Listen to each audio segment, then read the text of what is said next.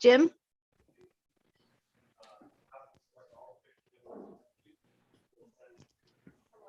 There he is. I see him raising his hand. Chris Freeze? Okay, so Are you here? Obviously they can't hear me. I don't see Chris. Jim, we can hear you. Yeah, there we go. Yeah, and then no, Chris, I did not see yet. I don't either. And Cassie? Cassie was not going to make it? Okay. Dave? Dave is here. I'm here. And Sean? There's Sean. Lisa? I am here. Yay. Chris Pearson. Hi, Chris. Steve Pine. Yes, good afternoon. Hi. Elizabeth? I'm here. Kathy? I'm here. There she is. And Morgan. So a big welcome to Chris Pearson. He's our new NLA rep from Aubrey Butte. Chris, do you want to take a minute, introduce yourself?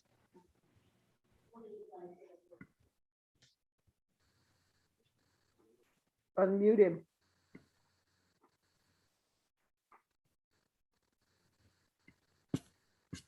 There we go. I've got a new laptop, so I'm figuring this out. Hi, folks. I'm Chris Pearson. I've lived in Bend for 4 years. I've been on ABNA for maybe a year and a half, and interested in service. I've been on the board for Brightside Animal Center for a while, since back when I moved here. That's a strong interest of mine. I'm a I am a retired lawyer. I worked for the U.S. Postal Service doing employment law. And I have a wife and 2 boys. And 2 dogs and various cats. That's who I am. So glad to have you here. Thank you. Very much. Yeah. So tell us about your interest in stepping up for the NLA. Well, just a general belief in the concept of service, and also recognizing that Bend is going through a lot of changes, just because Bend is an attractive place, obviously, but also because of COVID and other issues like homelessness, and just interested in helping out, and also wanting to know what's going on more with the town. I mean, that's part of it for me too. Great. All right, we're going to dive in with approving the minutes. Any suggested changes? Do I have a motion to approve? I see a motion from Lisa. Anyone seconding? I see, I think I saw Elizabeth first, so we'll do a second from Elizabeth. And approval, say aye, or raise your hand. Aye. Aye. Here's unanimous. Thank you, everyone. So we're going to move into public comments. We did have one written comment that came in earlier today, right, Michaela? That was attached. Yes, that is right. And we do have some people in the audience. So if you're interested in sharing a comment today during the public comments section, you'll need to raise your hand. So for those of you on a desktop, at the bottom of your screen, there's a raise hand button. The instructions are on the screen. And then if you are calling in, you'll need to push *9 to raise and lower your hand.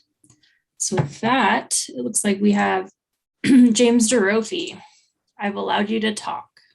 Actually, James, if you don't mind hanging on just a minute, there are a couple things that I need to read ahead of the comments. Thanks, Summer. Yeah, no problem. Any person can address the NLA on items that are properly the subject of NLA consideration. In order to run an efficient meeting, the NLA will not respond to questions or engage in discussion with speakers during the meeting. The NLA may follow up with the speakers after the meeting. And please be aware that you've got a timer and we have 3 minutes per person. It's set up there on the screen. When you're invited to comment, begin by stating your name, if you would, and who you are representing. So this is an opportunity to provide public input. It's not a time to insult others, level personal attacks or threats, disrupt the meeting, or in any way discourage anyone else from participating. People are free to disagree with each other on issues, but we have to do so respectfully. We ask and expect everyone to abide by these rules. And with that, please continue. I guess I'm unmuted, yes or no? Yep. Okay, my name is James DeRofi. I don't represent anybody today. I happen to have a history with the neighborhood associations and the NLA. I was one of the original crafting people that spent weeks putting it all together. Today, I just wanted to check back in with the NLA, say hello. Also say thank you, Madam Mayor, for showing up. It's always good to see you. I'd like to remind everybody of a brief history of why the NLA was formed. What was it like before the NLA? Essentially, it was a top-down flow of information from city council and city staff. Every NA that was in existence got 15 minutes per year to then respond back to city staff and city council with what was important to them. That was essentially how it worked for 15 plus years. The reason the NLA was formed was to provide a two-way form of communication, because at that point, there basically was no way for the everyday resident of Bend to communicate to staff or to the city council and expect a response of any kind. So that was why the NLA was formed. I then would like to remind everybody of the purpose as stated in the Neighborhood Leadership Alliance in Rule 1.20.100. I'm just going to read just the purpose. The purpose of the NLA is to provide a direct and continuing means for neighborhood association constituent participation and input to the city council from a neighborhood and community perspective. That is the purpose of the NLA. All of that being said, there's a lot going on in town. Many times people get heated. The one thing that doesn't change is all the people still live here. City councils change, membership to the NAs change, membership to the NLAs change. We have no way to stop the changes, but what we do have is the ability to communicate back and forth. Can the neighborhood associations and the NLA do it better? Absolutely. It will require city staff's assistance. Can city staff and council do a better part on their job? Absolutely. The reason why is we can all always do better. Right now, there is no other process set up for everyday Bob, Joe, Sue, whoever to talk to or communicate with city council and kind of get a response. They get 3 minutes at a city council meeting and a thank you. But the NLA and the NAs are here to facilitate that two-way form of communication. And we should improve it, I agree, we can do that. But the NAs and the NLA are the correct forum and device and tool to do that. I have nothing else to say. Thank you. If anybody needs to get in touch with me, Dave Johnson from the Old Farm District has all of my contact information. Have a good day. Thank you, James. And with that, we don't have any more hands raised, Summer. Okay, let's continue on with our agenda. We're going to move into the Neighborhood Leadership Alliance update. There are some slides in your packet. I want you guys to know over the past month, I've been working pretty closely with Mayor Russell and Councilor Perkins and Michaela and the other staff at the city, trying to envision what the next biennium is going to look like for the work that we have here ahead of us for NLA. In addition to the slides in your agenda packet, there's a roadmap that outlines a plan for how we're going to carry out the NLA's strategic plan. And you're probably going to notice that some of that strategic plan or roadmap has been pared down from what we adopted back in June. And we're going to talk about that in this meeting. But first, I want to ask Mayor and Councilor Perkins to provide some background. Miss Mayor, if you would. Yeah, thank you. Thanks everyone for joining us on this beautiful afternoon, Yeah. smoke-free afternoon. It's hard to go inside today.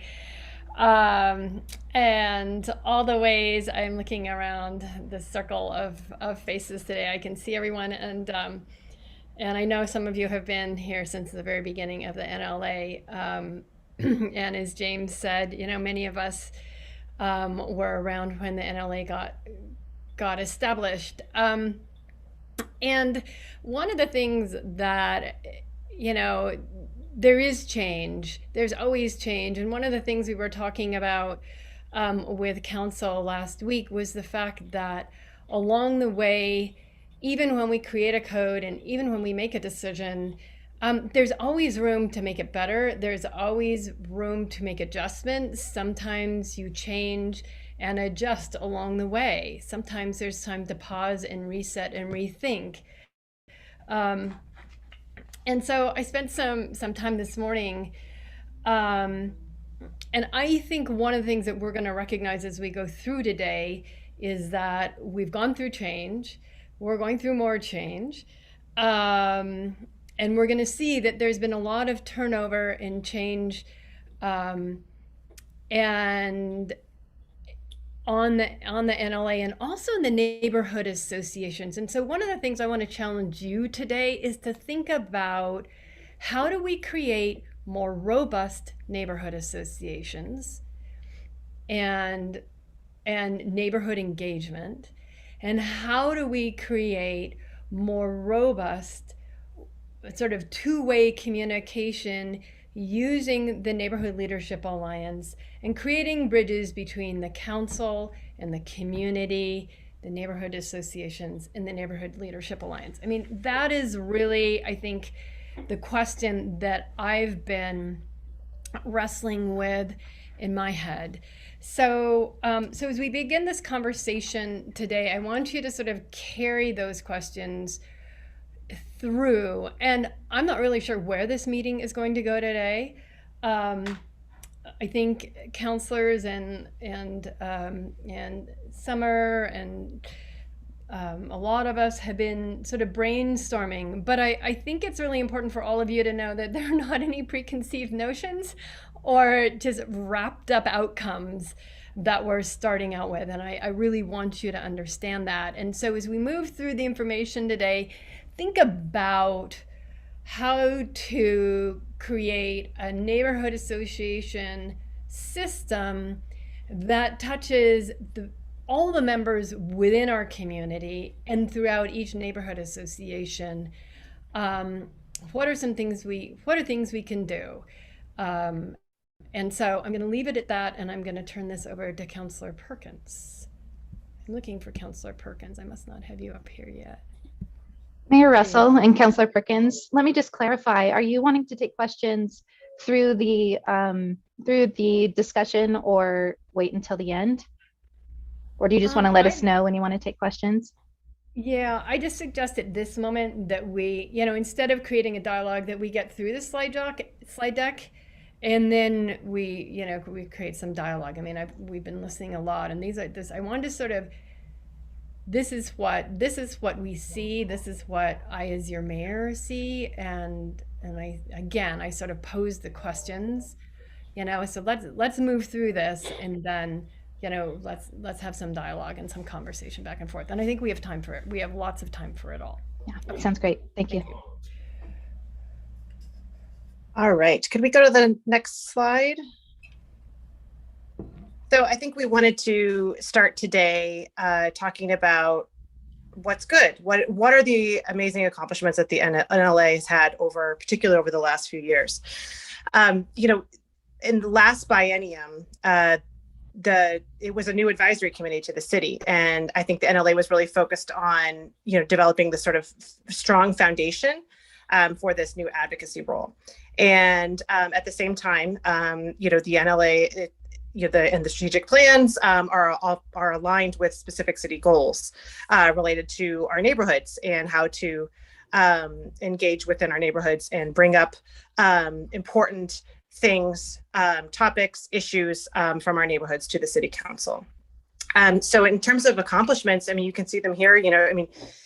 You created new processes and procedures, developed a conduit of communication between the NAs and the city. There was new opportunities for community engagement and amplified the neighborhood voice on matters of importance.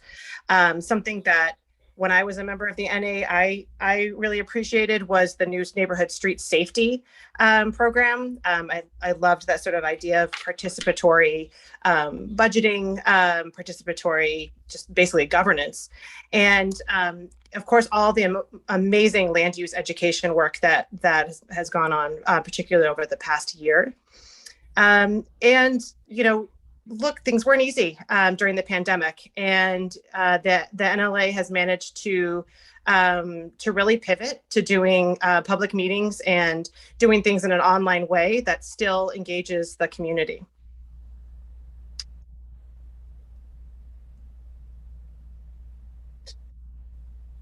Sally, I think this is turning this part over to you, I believe, or is this me? Either way. This is just sort of a quick summary, which most of you, I'm sure, are familiar with, that just talks about the policymaking flow chart. I mean, there are 13 neighborhood associations, the Neighborhoodship Alliance, as James said, was a way to sort of, gather information from all corners from each neighborhood and really bring it to a table where then you could agree on focusing limited resources to create, citywide policies that worked for the entire community. We've, over time, we've had quarterly check-ins on council goals. We've also included the NLA a lot in goal setting. That happens every 2 years when we bring in a new council, or often the work, there's staff and technical work, with then some of the time leads to planning commission. It can also lead to a council subcommittee. So there are work sessions with affordable housing, with BDAB, economic development advisory board, and the planning commission. Then if it needs to, of course, it goes through the planning commission, and then often it will come to the city council.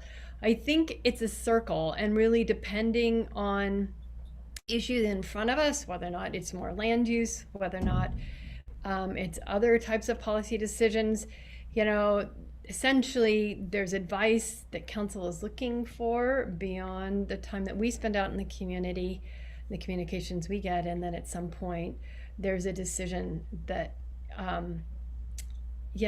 based on the feedback and the information that we've gathered along the way.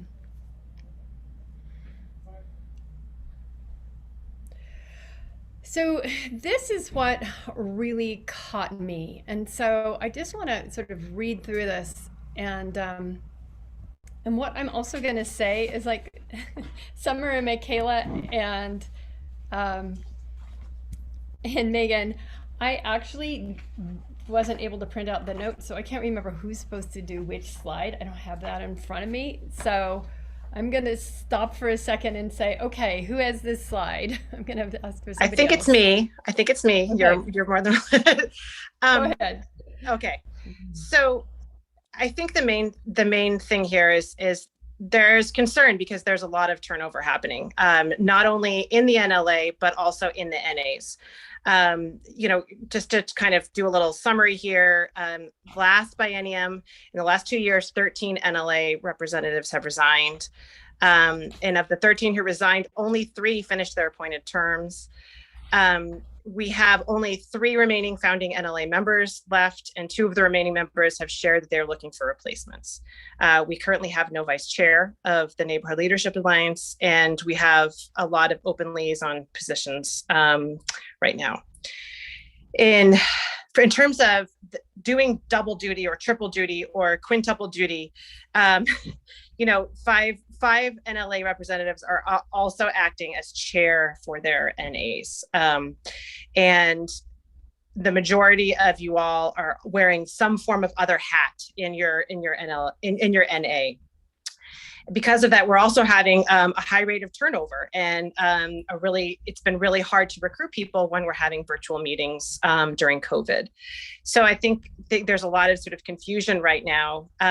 In the NLA, there's a vice chair position, there's an art liaison, a community building subcommittee alternate, and a sounding board to house our neighbors liaison. That is open. Michaela, can we go to the next one? Okay, great. This just gives you, this is another view of sort of what's going on right now. You can see here that this summer we have had 6 open NA chair positions, 2 were recently filled by NLA representatives, and 4 still remain open. Three NAs don't even have land use representatives, which I think is, you would agree with me, it's one of the largest roles that NAs have, and it's also required by code. So, I mean, you can see here, there's some people that are holding five different, roles at the same time. And there's a lot of emptiness right there as well, in terms of who is doing what. So, things are changing really quickly. We don't know, we don't know about, how this could change over the next few months. But the reality is that there's a very small amount of people that are doing all the work and the majority of the work. And that's not a sustainable or representative sort of method for NAs or for the NLA. And an NLA cannot be strong if the NAs underneath it or next to it don't have a strong representative group of people that want to really bring out issues from their neighborhood. So if you look at your strategic plan for the NLA, like that's a lot of work. And is that sustainable with what we are seeing on this slide right now? To accomplish all of that, you are going to be asked, the people that are on this call right now are going to be asked to step up, and you need help with that role.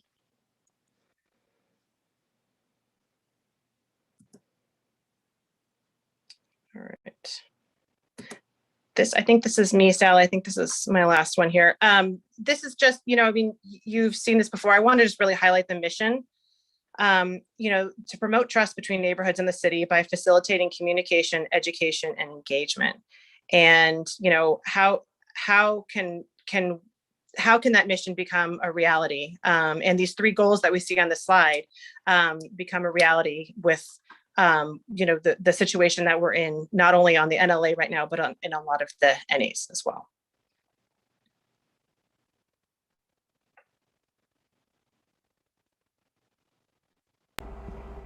And this is you, Sally. So, yeah. So I think it's really important to stop my printer from cycling ad nauseum. Pardon me for that. I think it's really important, first of all, to recognize that you here at this table have shown your commitment to our community. You have worked really hard with your neighborhood associations and for Bend. But as you look at that table that you just saw, it's like you're working really hard. And right now, you need more company. We need more people to carry the load. I mean, the structure and the system as it was envisioned and as it was put together, envisioned a lot more people carrying, right, working together to represent the neighborhood associations. And that is, I think, the single greatest opportunity that we have to talk about today. I'm trying to figure out, as I've been watching the neighborhood associations for the past couple of years, there has been a lot of turnover. And I think it's really important that as we, from my perspective, for every single committee and every single appointment, there's some additional screening so that we understand, we have a conversation, so we understand that the people who sit on the NLA are ready and committed and they understand what the scope of work is. You all do, but there are lots of people who aren't here right now who haven't had that and who have sat at this table and have then cycled on. And I think that's a missed opportunity for those neighborhood associations.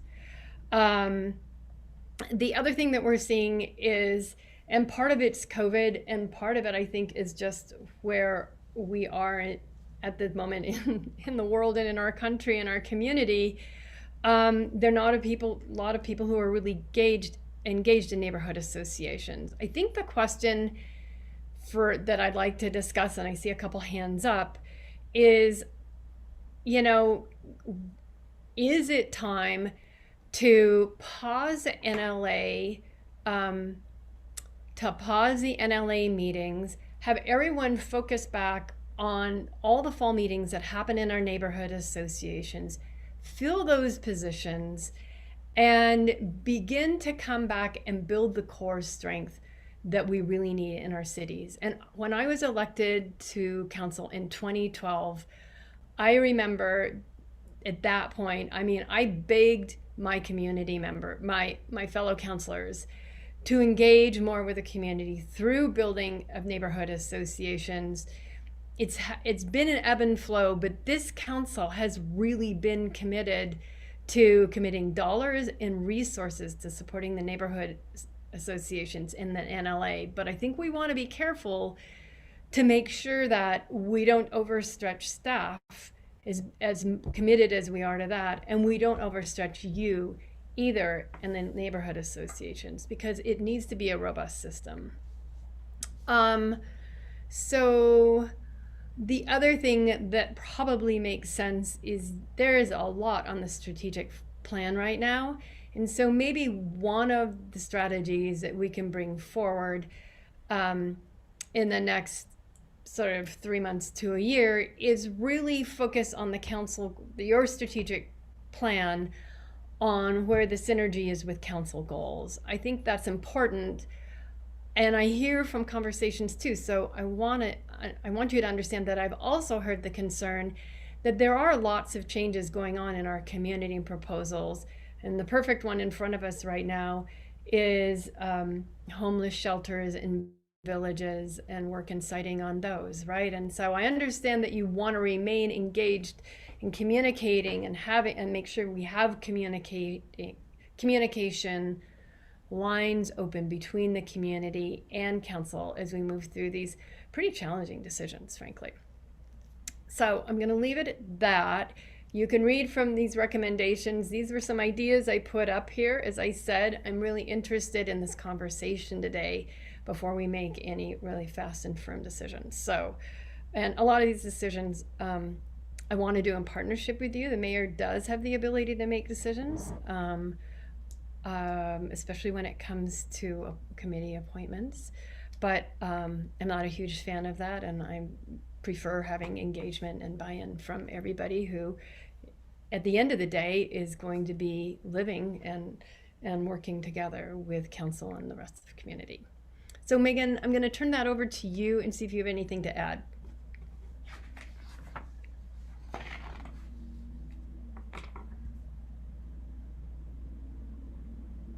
Megan, are you able to speak, or do you want to? Oh, there you go. Sorry, I apologize. No, I mean, I think you said it best, Sally. Sorry, I apologize. I'm on a kid pickup right now. I think you said it best, Sally. And I mean, I think I'm looking forward to the discussion, and how we can really. I'm just interested to hear what you all have to say, to be perfectly frank, before I do any more talking. Perfect. Thank you. All right. So I see a couple hands up, and what I'd like to do is have an opportunity for everyone around the table actually to speak. So I see Dave Johnson and Lisa Mushel. You have your hands up. So I'll start with Dave. I'm here. Hi. And what I want to do is to talk about organizational things. Even the city council, when there is a new city council, sits down and gets acquainted and sets their goals and looks at their members, and their members get to speak face to face. And we have not done that in 3.5 years. And so I take some of the blame, and I assume that Lisa and Hans would also take a little bit of the blame. But we have never sat down as a committee and met each other and discussed anything. We meet from time to time on these Zoom calls, but we still can't find a way to get ourselves together. So my first recommendation is that, like we did in the beginning, when none of us had any idea really where the NLA was going, and have a meeting and have it in a a place where we can be outdoors and socially distanced and moderated by somebody like Jen Rusk, who we had moderate our first NLA organizational meeting. Before we do anything like trying to shut down the NLA for any reason, we ought to be able to do that and our NA functions together along with that. Because one of the things that will change as we'll identify if we is going through the NLA process is that we'll learn which NAs have been viable and which NAs have not been viable. And as the vice chair of the Old Farm District, I can tell you right now that we are probably as viable as any NA in the city. The second thing that I think we ought to do is to have the NA member chairs, along with whatever folks that they need to bring with them, and have the same kind of organizational, outside, socially distanced, moderated discussion and meet each other where we can look each other in the eye and we can talk about the things that we need to accomplish. I checked with Hans today because I don't think that the city council has ever tasked us with any specific tasks. I'm assuming that everybody sat back and said, oh, well, the councilors got together and they came up with some directions and they've set some goals. And we just assume that the NLA and the NAs are going to read those and they're going to say, well, because this is what the council wants to do, then we put our strat plan together. But until the council is able to come to us and say, we are tasking you with what, then we will continue to do the things that we have done, like the neighborhood street safety program and like the land use education program, which I think has been one of the starlights of the NLA, because we've put together a land use process and a land use educational process that anybody that wants to go can learn exactly how the land use system works. So I am violently against pausing the NLA. I think the NLA should go into, like I said, a moderated meeting, meet face to face, determine how, if not direct direction from the city council, how do we pull up what we need to be doing? And the second is the same thing for the NAs, but I'm pausing will turn into losing because we're not sharing what the focused and well-running NAs are doing and how they're recruiting board members. Because OFD has been very successful in finding board members and reaching out to them and giving them the positions that they're best qualified to do. So with that,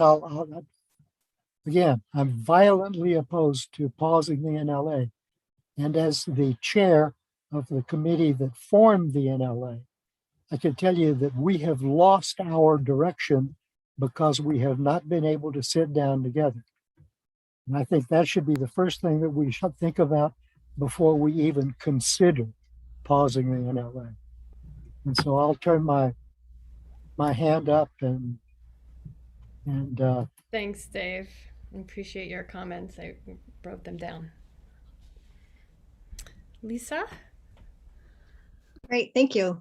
I've got a few thoughts here. One of the metrics that we haven't calculated yet that I would be really interested in looking at on our neighborhood association boards is the length of service of the existing board members. I can tell you that, for example, with Century West, I think I have one board member who's only been with us for less than 2 years. Everyone else has been with us for 5 or 6 years. So while the bench doesn't seem like it's really that deep, I think we have to look pretty closely at length of service in addition to some of the turnover numbers. I'm really curious, I've got a question. How did the roadmap get changed unilaterally? I guess we didn't talk about that yesterday, Michaela and Summer. I'm really surprised that the roadmap has been changed. And I guess I just want to clarify, these are your suggestions? Is that what's going on here? Yeah, I can speak to that. So the roadmap that you got, there's several versions in that. So the first tab is the complete new strategic plan. And this is not a roadmap that any of us have seen before. This is for the new biennium. So the first tab is the full strategic plan. The second tab is the pared down suggested version. And the third should be the outstanding topics that we have for public comment and whatnot. Great, thank you. So with regard to our strategic plan, I'm pretty sure I'm looking at the right document. I found it online. It's the July 2021 to June 2023 NLA strategic plan. And I guess I'm looking at these NLA goals and objectives, and I've compared this document to last bienniums. It's really not that different, folks. And the big key here is that we're trying to focus on communications and we're trying to figure out ways to grow our neighborhood associations. I, like Dave, agree that pausing the NLA right now is probably not the best idea.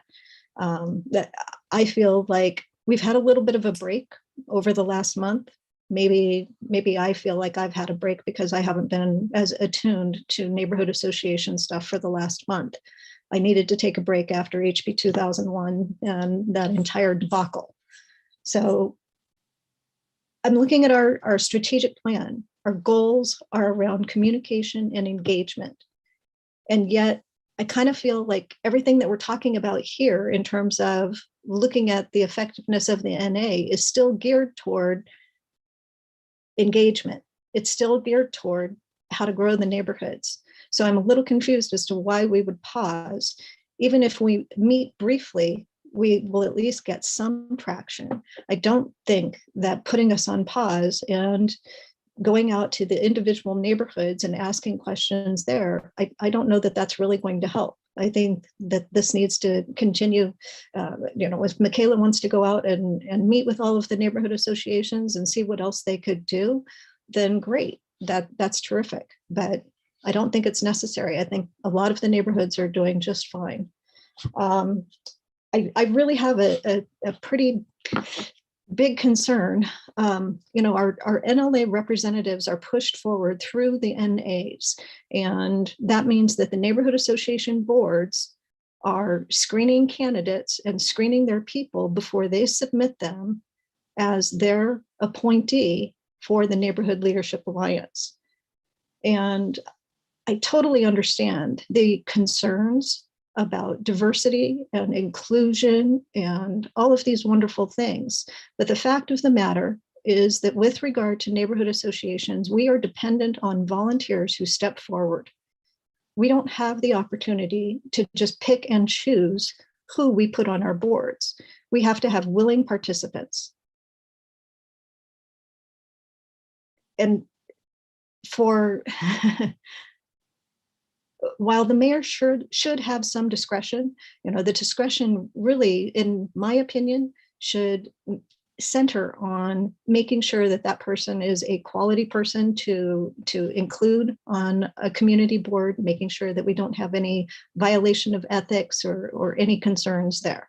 But in terms of deciding if they are the right color, the right gender, the right age, any of those orientations, I don't think that's appropriate.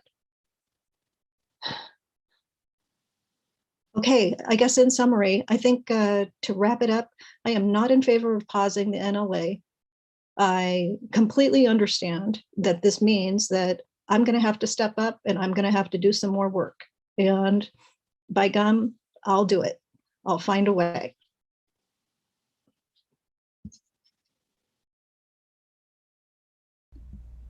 All right, thank you, Lisa.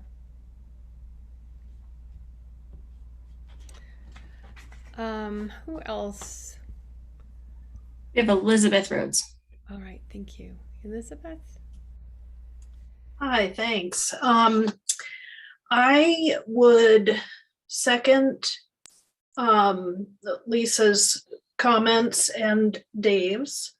I think that now is not a good time to pause the NLA meetings. The chair of the SBNA just resigned due to health reasons week and a half ago about. And so I, as co-chair, have stepped into that chair position, which just from a personal perspective certainly means that there's more on my plate. But I feel that it's really important to continue the flow, and that if we put a pause on things, that it won't actually assist in being able to recruit new board members for SBNA. In assessing our board, we definitely could use more members. We have some weaknesses, especially with sort of the communications and social media stuff. So one of our priorities is to really search for that kind of person or people. And so we're going to work on a really concerted plan to expand our board. And that's really important to split up all the work that there is. Many hands make light work, as the saying goes. So that's super important. But I think that pausing the NLA meetings and taking a break is just would not be helpful at this time. All right, thank you. Kathy.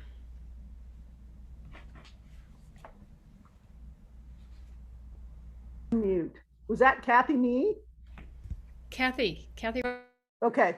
We have another member who's Cassie, and I couldn't tell if she's here Sorry, today. I was just looking It's at very your hand up. difficult over the microphone to tell whether it's me or not. So that's fine. I'm one of those people who's doing about 5 jobs at the current time. We had 3 of our long-term NA members, board members, resign at our annual meeting, and we gained 3 or 4 new members, but most of them have not lived in Bend very long. I'd say all of those 4 have not lived in Bend very long and have had no experience, have never attended a neighborhood association meeting before that picnic. So whereas I'm very glad that they stepped up, we're grinding along slowly. We've got Michaela coming to our next meeting to give us some orientation and training so that folks can understand what a neighborhood association is. I think it's very valuable for us, the NLA, to keep meeting, even though Dave can't look me in the eye exactly. I guess I could get close enough to the camera to give him a view of my eye. But I think it's important for us to see each other on screen. I'm a big one for these virtual meetings anyway. I could live with them forever. But anyway, I think it's important for us to keep meeting, if only to do our round robins. And so that we know what issues we might have or concerns we might have in common across all the neighborhoods. Something might come up. There are a lot of things that could change between now and whenever it was that you thought we might want to start up again. And I think it's harder to kind of like the ad says, an object in motion tends to stay in motion. I think that's what we need to do. Even if we're moving slowly, it's better to keep moving along than to just stop completely. So that's my 2 cents. Thank you, Kathy. Okay. Chris Fries. Chris. Here I am, if you can hear me. Yes. Because I don't do this tech very well. I actually feel pretty darn good about what at least our neighborhood association is requiring, is accomplishing. We have the ear of our councilor representative and Melanie Keebler. We're able to speak with city staff and hear the plans that are coming down the road. And And we're getting out an email, and we will be having an in-person meeting face-to-face for our annual meeting in about a month indoors. And I tend to think that the NLA is going to be best utilized if we come to the idea that that we of all the city groups represent livability of the community, represent respect for the residential zoning. And some of the other issues don't quite fit as well as that, though neighborhood livability can be considered quite a large topic. I think that's where we shall be looking. And that's what I have to say. I don't see things falling apart, at least what I see of this organization and the board meetings we have. Thank you. Yeah. All right, I'm going to continue around the table. I see, Lisa, you have your hand up again, but I'm going to let everybody else have a chance to speak first. Who I have left is Jim Christo, Cassie Giddings, Karen Bergsvik, Sean McFadden, Morgan Schmidt, Steve Pine, and Chris Pearson. So I will call on you then. Jim Christo.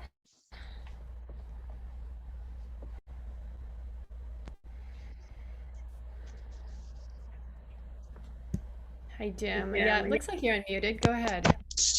Okay. That should work. Okay. Let me try it again. Can you hear me now? Absolutely. Yes. Yes. Okay, so I had to switch in the wrong position. Good old technical glitch here.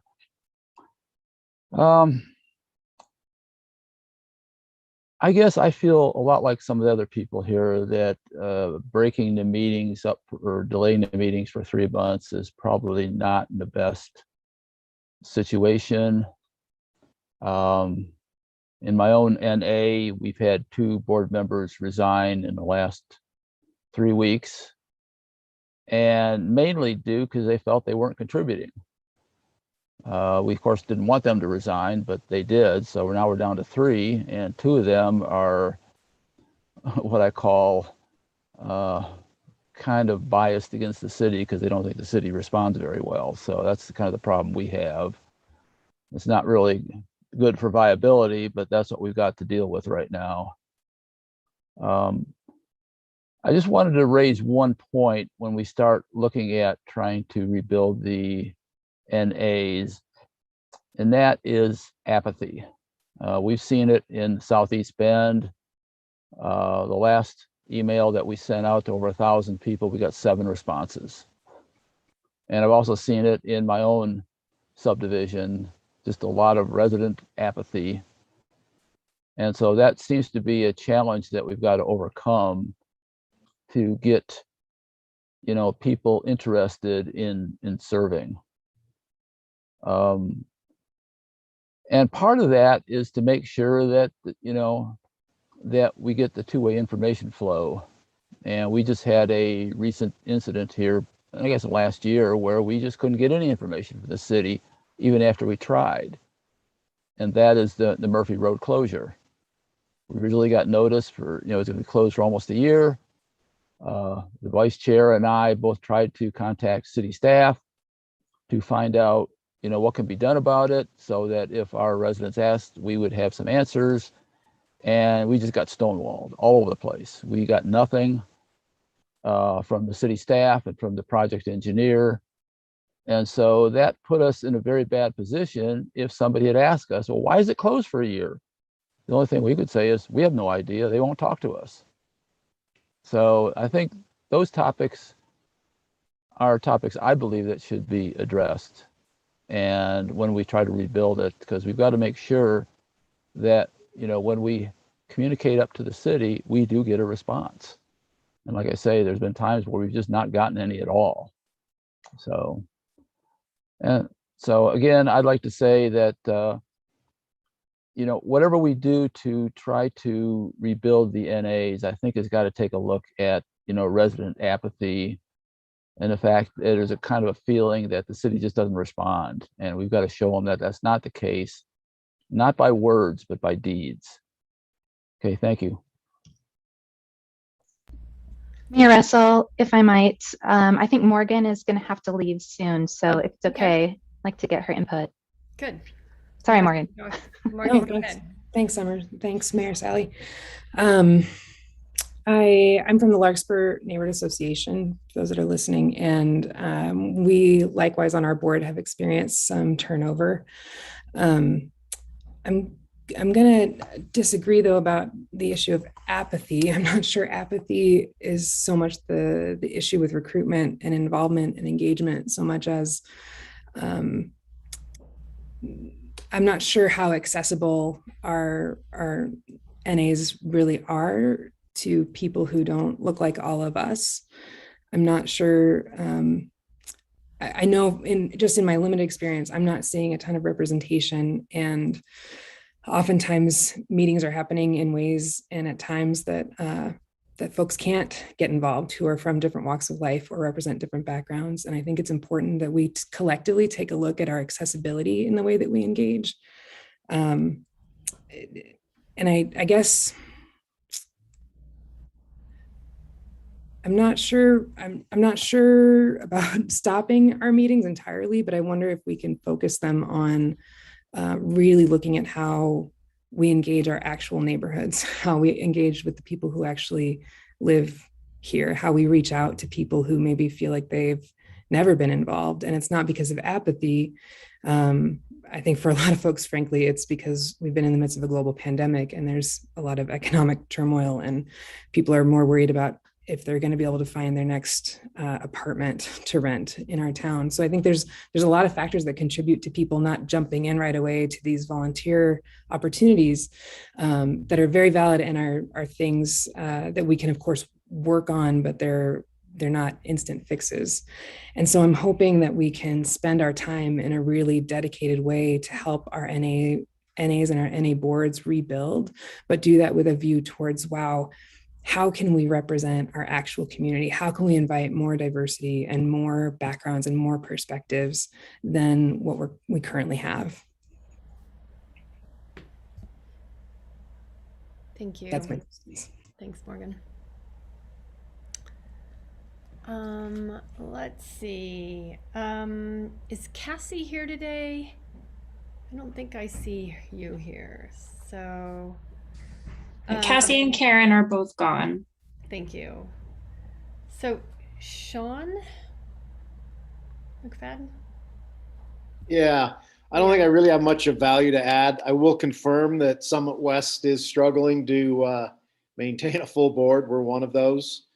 I sit on several HOA boards as well, and it's pretty consistent. So I don't think it's just the NAs that are having trouble filling volunteer positions. I think, at least in the circles that I sit in, it's pretty consistent throughout the volunteer organization effort.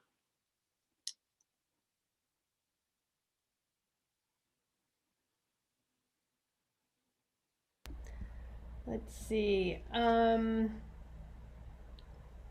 Chris Pearson. Yeah, thank you. I just have a few brief thoughts. For one, I would like to continue with meetings so I can know what I volunteered for. That's personally. But more importantly, my sense is that, and I know based on my involvement with ABNA, that we've increased our membership enormously over the last 6 months. And that makes me wonder whether Mayor's, the statistics that you put out or the information that you put out about people dropping out, NLA members dropping out, NA members as well, that maybe that tide has turned, and that I think if we put the time and energy into recruiting members from the, or recruiting folks to become more involved from the enormous growth in membership, that can be achieved. And then finally, I would just affirm that I agree with what many others said, that I think institutions and people and everything needs to stay in motion if they want to continue to thrive. And I think going dormant would not enhance the strength of the organization at all. Thank you. Good. Thanks for your comments. So, so Summer, I know you haven't spoken yet, and I know Lisa has had her hand up for quite a bit. We also have Steve Pine with Mountain Oh, View. sorry, Steve, where are you here? I saw you. Oh, there you are. Pardon me, Steve. Do you want to go ahead? Sure. Okay. Thanks, Mayor Russell. Yeah, I'm the new kid on the block. I wish I could say that with some credibility. I've only been in Bend 3 years now, and I've been on the I've been an NA member, board member for a couple of years, and the NLA rep for about a year, maybe a little over a year. So like Sean, I might not have a lot to add to this. I like what Morgan put out there. I'm an educator from way back, and I can tell you that any teacher would have said, "Oh yeah, let's curtail school for a couple months and let's not have any meetings. That'll be cool." But I'm not sure I agree with that. What I've experienced, I believe, and I started thinking about this pre-COVID, and since COVID, of course, it has gotten much worse. I believe I'm sensing what I might call a passive aggressiveness within the community in general, relative to just not wanting to participate for a variety of reasons. The passive coming from the fact that nobody can really do anything they want to do anyway, except to go outside and stay away from everybody else.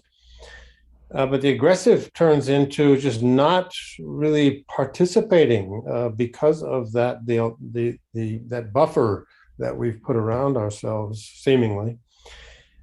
Like Morgan says, there's a lot of people that don't look like us that are out there and not participating. And I think that's, indicative of a lot of things, one of which is, those of us who are in these positions doing a lot of things don't have a lot of time or spend a lot of time doing, the things we're supposed to be tasked to do. And so we're not going out and visiting those places that maybe we ought to be. I'm a vet, and I don't know the last time I went to my vet's meetings. I'm a vet meaning a veteran, not an animal vet, but that's another case. Maybe we should go talk to some vets.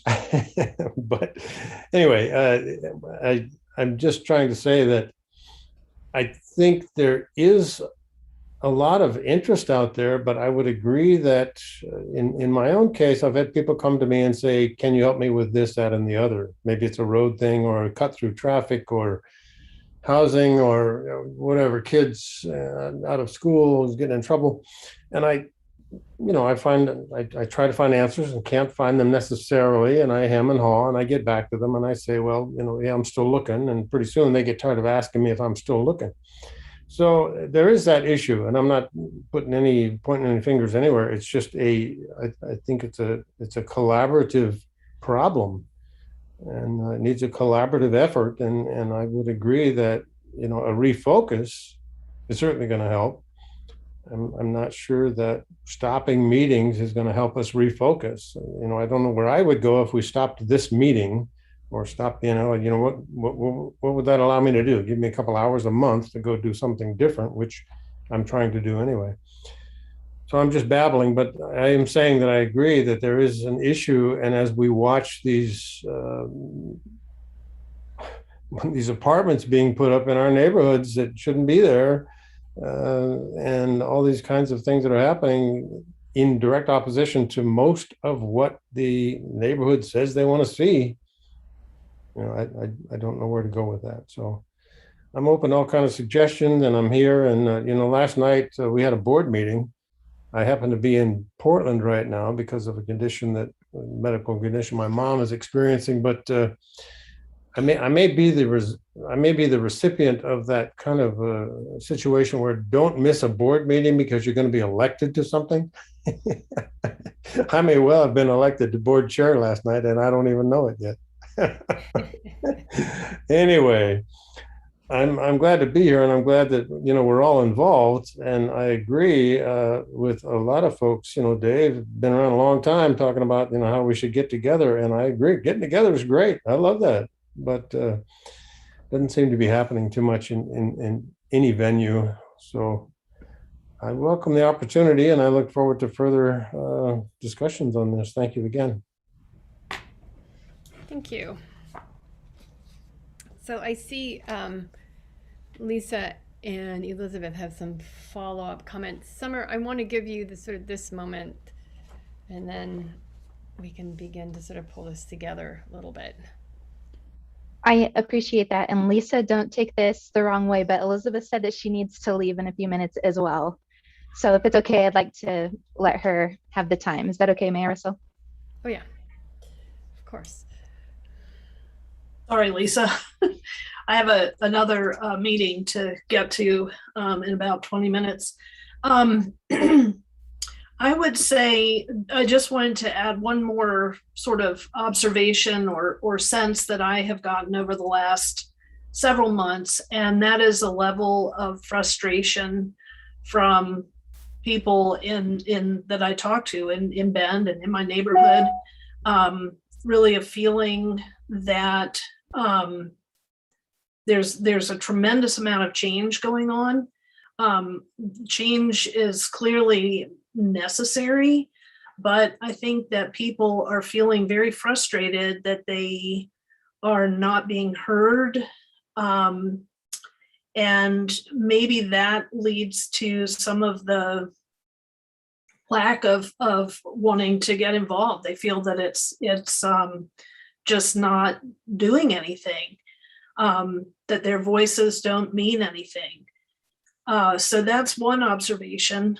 I would say another observation is that most of the people, all of the people on the Southwest Bend board are retired or not working.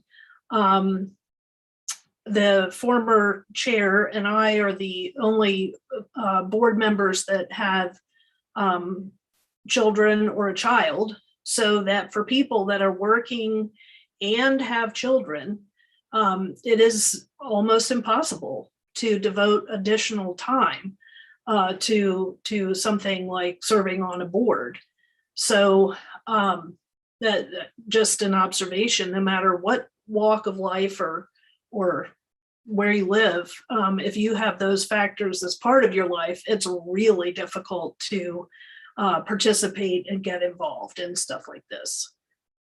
So that's all I have to say, and I will sign off here in probably about 10 minutes. Thanks. Thanks, Elizabeth. Summer, I'm going to let you decide sort of how you want to or sort of work together to pull this together. Do you want to speak just in your position at the Orchard District before we start going back around the circle? I certainly can. I'm happy to share my perspective. I think we all, when it comes to these recommendations from the mayor, we all apply our own, perspectives in our own history, what we've been through in life, right? So for me, when I'm really busy and something isn't working and I'm juggling all the balls, and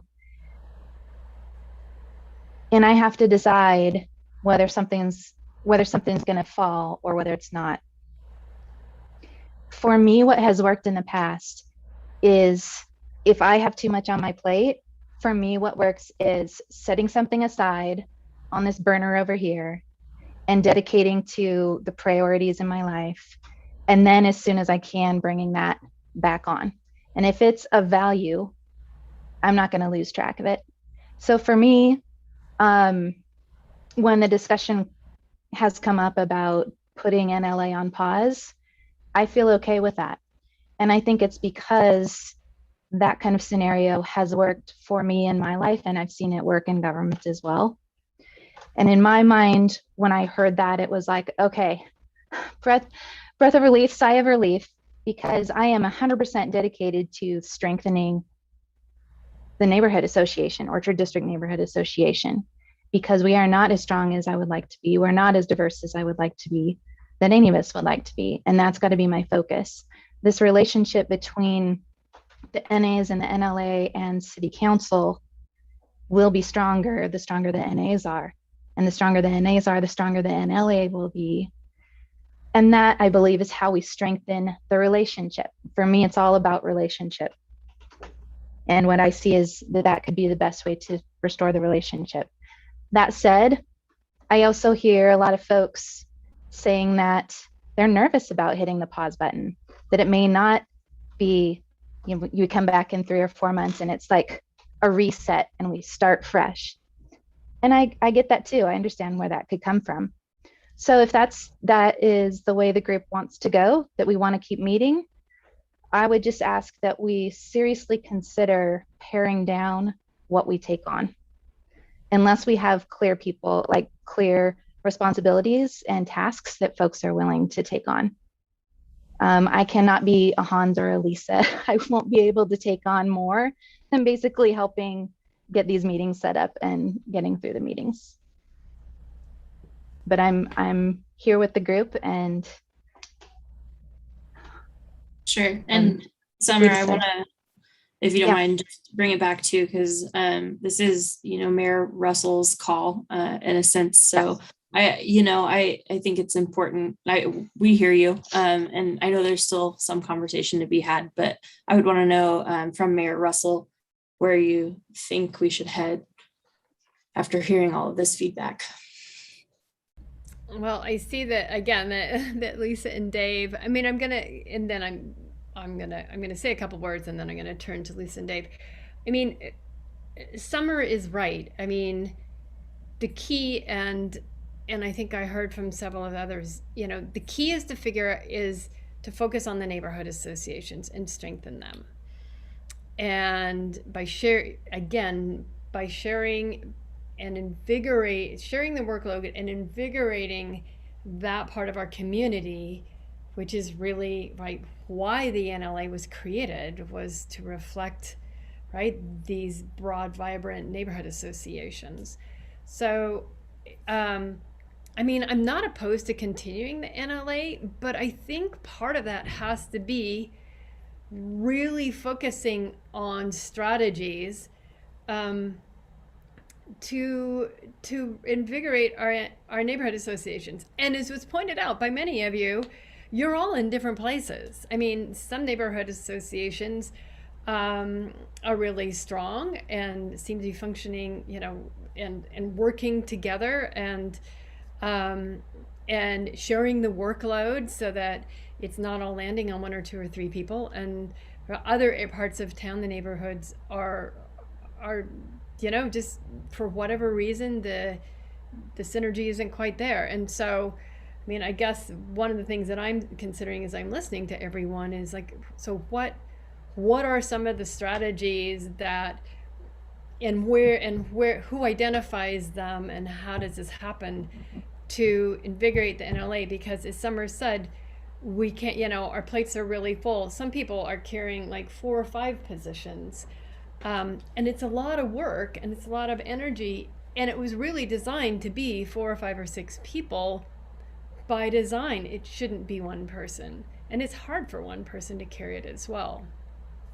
So I'm on the fence. I mean, most of you have said you'd rather not have a pause.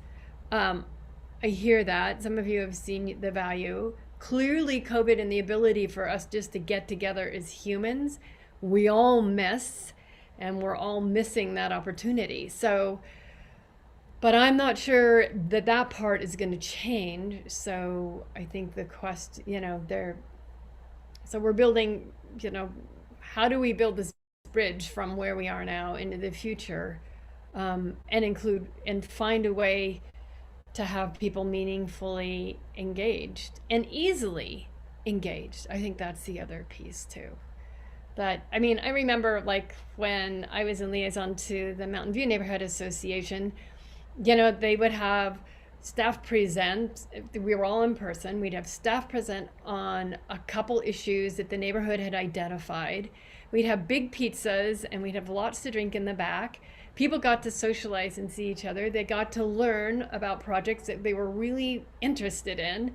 And it was just it was a really good moment for the neighborhood. And people came because that was, you know, that was how we are as humans. That's how we hope that we can move forward. So I see Lisa. Lisa, you're ready to talk. So go ahead. Thank you. I guess I have a couple of questions. First of all, who's here to decide whether we are meeting in the next 2 months? Is it the NLA or is it Sally? Excuse me, Mayor Russell. And I'd like to just have some clarification on why are we deciding that? So here's how I see it.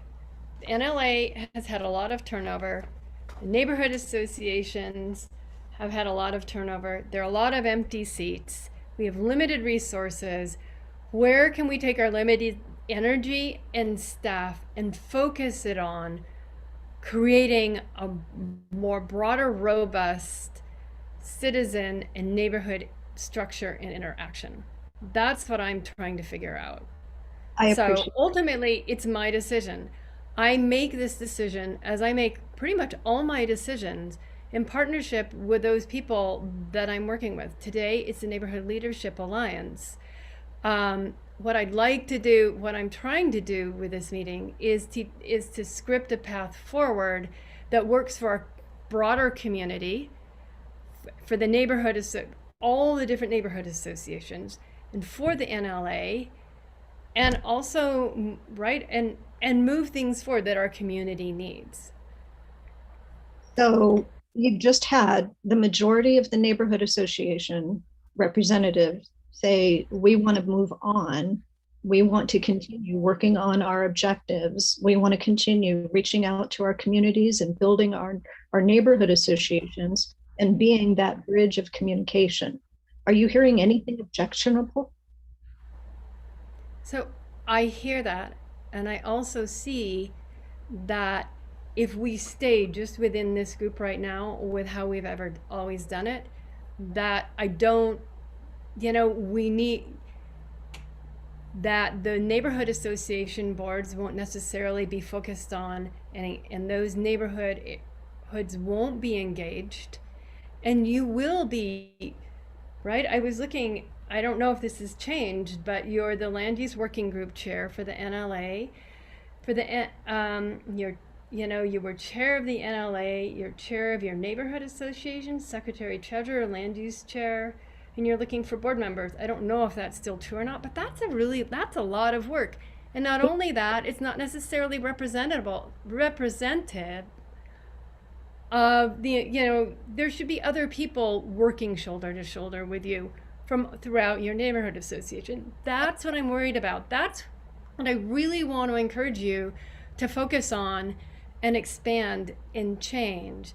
So I'm just trying to figure out how to get there. I think when we were brainstorming about it, we were saying, you know, if you can spend your next energy in your next 3 months fortifying and building and really take all your time and energy to build your neighborhood association engagement and leadership, it will be easier for you. You may or may not agree with me, but this is why, and it sounds like some of you don't. I'm not, you know, I mean, if you know, ultimately I heard from everyone you want to continue. I think the question on the table is not whether or not. As I look at it today, it's like the what and the how, and the other piece that I really want to hear is for those neighborhood associations, which and where you as an NLA rep are also, you know, filling several other roles in your neighborhood association. I mean, the question is, so how do we make this a system where people want to engage, where people really are interested again? So, right, this isn't something that I don't think we're necessarily going to finish the conversation tonight. And I want to hear it from other people as well. But yes, go ahead. excuse me, I've got a couple of things, a couple of points I'd like to finish. So first of all, with regard to my own neighborhood association, I'm extremely fortunate. I've at least got 5, maybe 6 people that consistently back me up. Unfortunately, they don't want the titles because they don't want to manage any emails and they don't want people reaching out to them. So yes, I'm the gate. Second, I thought that Elizabeth brought up some great points when she just spoke. And she really talked about how people are not feeling heard. And I would say that we've got examples, we have many examples where the NLA and people within our neighborhoods have submitted information to the city council. They have repeatedly written letters. They have tried to engage. They are finding it incredibly frustrating and difficult to have any participation in the current structure, whether it's because they can't get on the technology or it's not the right time of day for a whole variety of reasons. But the biggest issue, and I forget who said it, maybe it was Jim Christo, I think, said something about it's deeds, not just words. And that's the issue that seems to be missing. This comes back to people make public comment, and what they are looking for is some kind of acknowledgement from anyone on the council that their emails have actually been read. And what it appears currently, what appears to be the case is if it is not the way that the council wants to go, if it is objectionable to your direction, then it is completely glossed over. And so you've got people in the community that are really, really angry and anxious about the direction that we're moving because they don't feel heard. And it's impossible to get them to want to contribute to neighborhood association business because why should they bother? Lisa, this is Summer. I'm sorry to interrupt. We're kind of running out of time. I hear everything you're saying, and I want to try to focus it to the information we're talking about today. I need to ask you to give me one more minute. Sure, go for it. Okay. I don't know that most of you know that we have a very large land use decision coming around the corner. It's coming through the LCDC. This is a governor mandate. It's an executive order for additional land use changes. And it is supposed to be adopted by March of 2022. We have an awful lot to talk about because these changes are going to be rather significant. We're talking about buildings that are going to be 100-foot tall, and we're talking about the elimination of parking. Now, is that going to be an elimination for parking in all areas, for all of our commercial areas, for anything that is new that's built? So we have an awful lot to do. We can't afford to not meet.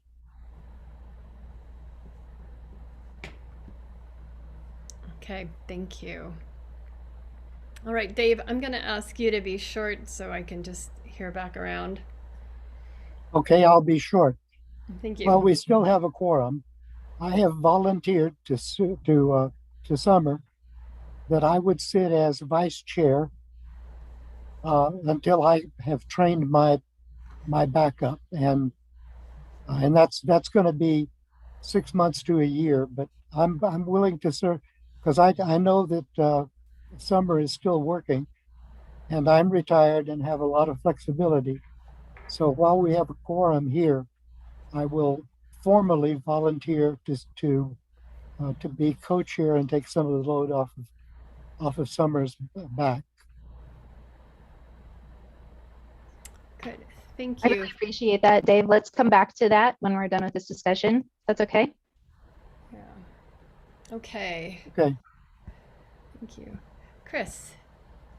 Yeah, I was wondering if we could achieve both purposes here and that we could continue meeting, but make as a primary goal that we each get involved in trying to figure out ways to increase the membership and activity level and energy of the NAs while continuing to still address the types of issues that Lisa was just speaking to. It seems like we could do both. Yes, thank you. That's exactly what I'm trying to figure out right now. How many people generally, see, Sean, I can't quite see you right now. There you are. You tried doing it. how many people generally would be comfortable with that? What Chris just suggested, which is, so what Chris suggested was to continue to meet the NLA, and also recognizing that a lot of the neighborhood associations, to work at the NLA and to work at, and some of you have been more successful than others, but to work then at engaging and increasing the energy of the NLAs, of the neighborhood associations, excuse me. And Mayor, if I may. Yes, Summer. Yeah, this is Summer. So I want to say that the messaging that we've heard as a group tonight has not been incredibly clear, because the messaging that we heard in the initial presentation and in the slides was that the mayor was wanting to make recommendations to this group. And to me, that implies that you're making recommendations, but it's ultimately you're looking for the group to decide how to move forward. So I just want to say that that was confusing, and I think is, not helping with where some people are coming from. But I do also want to say, Summer, you just muted. What I'm clearly hearing from the group, I think the group is pretty clear on, we want to keep moving and we want to pare down what we focus on. And we want to really just focus on building our NAs and sharing best practices as it relates to that. And then if important issues come up, and I'm still wanting to understand whether we can bubble those up or whether they need to come from council. My understanding is it can come from both ways. But I'm hearing that we're going to focus on building the NAs. If major issues do come up, then we talk about those at a meeting and decide whether we have the capacity to take those on. So I would respectfully ask that you consider that as being the way to move forward.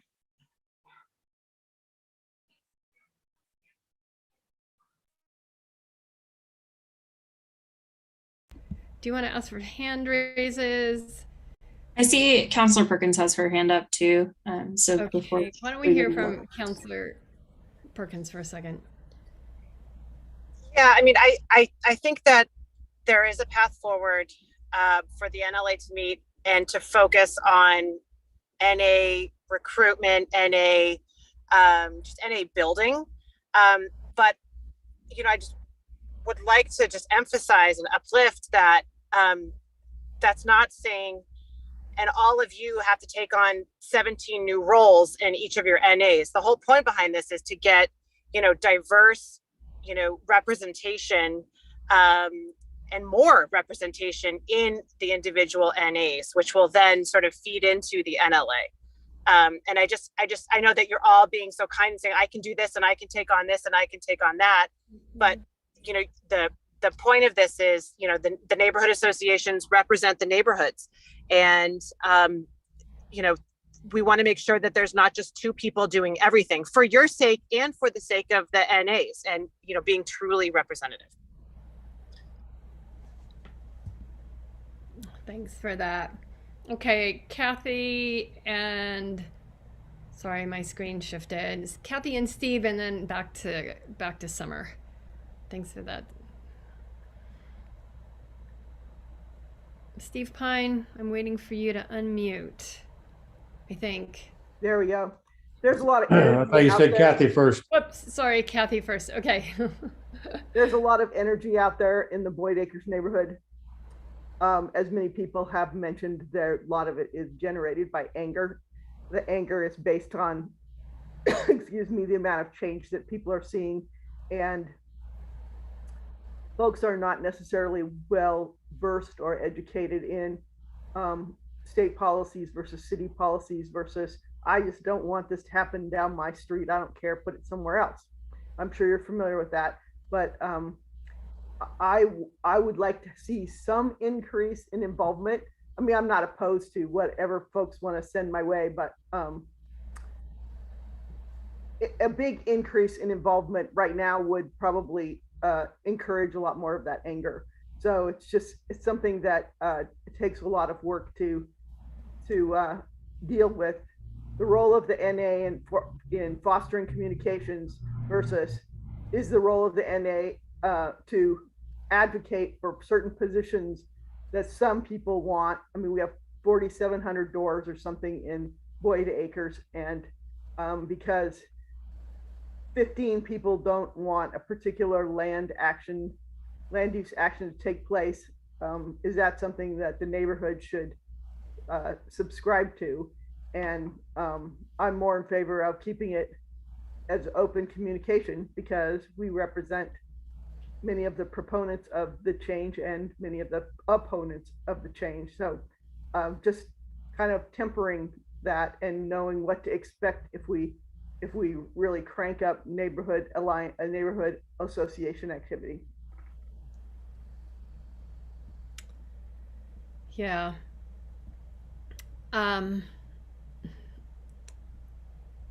Steve? Yeah, thank you. I would feel I'd feel a lot better working with the group who, if we were able to commit to something that's a little less ambiguous than fostering, general good-natured kind of feelings and so on and so forth about NAs. We've been doing that, I think, since the beginning. All of us are trying to encourage and enlist and invigorate and all those kinds of things. There's no question about that. There's lots of enthusiasm. There's maybe less energy than needs to be because we're so strung out. But, again, I'll fall back on some of my past superintendent jobs where, you got to tell people we need some SMART goals here. Let's do this strategically. Let's put some time to it. Let's make it measurable, specific, all those kinds of things. I would feel so much better if I knew that, all of us were by the end of next month going to have 5 goals that we created by virtue of having canvassed 150 people in our neighborhood or something like that. It doesn't matter to me, but from the standpoint of let's do this, I agree with Christopher. We should do both, and I think the mayor is also leaning in that direction. But if we're going to do both, I really want to be specific. I really want to be focused. I really want to know who's doing what and who my partners are in this, so that we can accomplish something without just spitting in the wind again. So thank you. Thank you. Summer, do you want to take this over for a moment? Sure. So if we, I think it would make sense here's my proposal, Mayor, is that the NLA group take a vote on a motion of what we as a group would like to do over the next, let's say 3 months, right? Because we're kind of resetting in January with new officers and such. So I would like to receive a motion, if it's okay with you, Mayor, receive a motion and take a vote from this group as to how we would like to move forward. And if we decide to move forward in the direction that we're going, I would request that if this group is going to focus on supporting the building and strengthening of NAs, that Michaela, you're gonna love this, that we lean on Michaela for some of this, because she has already committed herself to visiting every single one of our groups and listening to what we're going through and what's happening and making suggestions and just being a resource. She's going to hear a lot over the next several weeks about what we're struggling with. And I think she'd be the perfect person to bring back what she's heard and what the priorities are, what the big pain points are. And we're going to hear that from our boards as well. So maybe that's the discussion for the next, that we focus on for the next meeting. Chair, I'd like to make a motion. Well, since Summer's your chair, I'll let Summer lead that. Yes, Lisa, please make a motion. Sorry, go for it. Thank you. I make a motion that the NLA continues meeting on a monthly basis as arranged in our normal schedule. As part of that motion, I further request or I further move that we do not make any operational changes to the NLA guidelines, and we continue to operate as is. And as a third part of this motion, I move that we spend the month of October's meeting, the majority of that NLA meeting, revisiting our strategic plan and refining our action steps. Second. Any further discussion on that? Lisa, I have a clarifying question. When you say no operational changes and continue operating it as is, are there specifics that you're thinking of? With regard to appointments and additional people to the NLA. In other words, if we do have a vacancy or an NLA representative. Okay. There's a lot of background. So, yes, I understand. So that's our motion. We have a second. Any other discussion? I mean, certainly as a mayor, I hear that as a recommendation. But I have already seconded the motion. Yes. So I asked if there was any further discussion. And hearing none, all in favor say aye or raise your hands. Aye. I'm going to vote nay because only on the piece on the operational side, because I know there are processes being reviewed and I want us as a group to have the freedom to be able to discuss those. I don't see any issue with that, Summer. It's just that that's normally how we would do it. If we're going to make operational changes, it would normally go through our policies committee, and we haven't had them convened in quite some time. But they would be debated during the policy committee, and then it would be moved forward to the NLA. That's right, Lisa. I do want to just remind everyone, though, that is one thing the code says is that is up to the mayor on appointments to decide. So.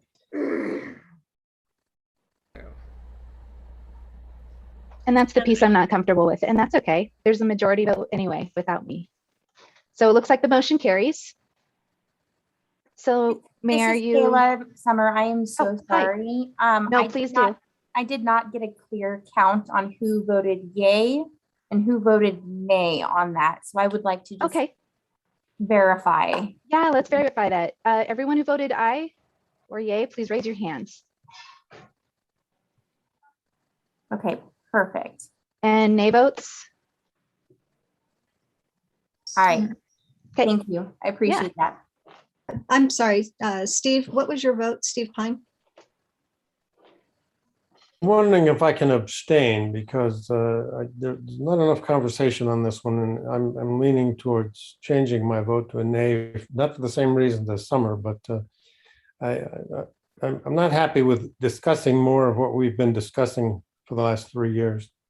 I want some action, so I'm gonna abstain. Okay. Kayla, do you have what you need? Yes, thank you, Summer. I appreciate it. Yeah, no worries. So Mayor, you've heard the recommendation from the group and ball's in your court. I've heard the recommendation from this group. I'll take it in consideration. So I'm fine if, and I think I can hear a lot of good reasons and a lot of support for continuing meetings. So I hear that loud and clear. So we'll continue with those meetings. And I understand the proposal is also to revisit the strategic plan in October. No changes to the operational guidelines. I just want to be careful here because, again, what I really need to hear from you and from the neighborhood associations is commitment to building the neighborhood associations. And I really don't want this group to be back having this discussion and looking at that chart that we went through, that was this, and still having, one or two people really doing the bulk of the work in a system that was structured to be a democracy and have many people involved and engaged in decision making. And so I really want, in your thinking between this meeting and the meeting in October, I think one of the things that I am going to ask you from the council is to explore opportunities and strategies to expand leadership on those neighborhood association boards where you don't have people filling each one of those leadership slots. I think that's incredibly important to our community and to the neighborhood associations. So that is one thing that I will bring back to you. Overall, I really appreciate these discussions. And I am going to say to you as well, I mean, leading in COVID is tough. My daughter worked for a retail outlet, and she worked there for 4 years. The first 2 years were great, and the last 2 years were really difficult because people are just in a different space. Engaging people, engaging them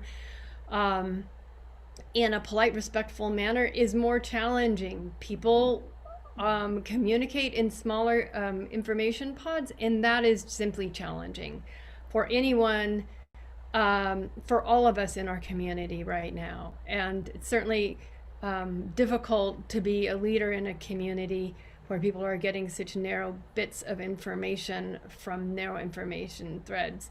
Our opportunity through the Neighborhood Leadership Alliance and through the neighborhood associations is to really push back, but it's going to take some work to engage people in a more broader way. So I challenge you to think harder about that and be more creative in systems that we can put in place to knit our community closer together and create better engagement. So that's what I have for you.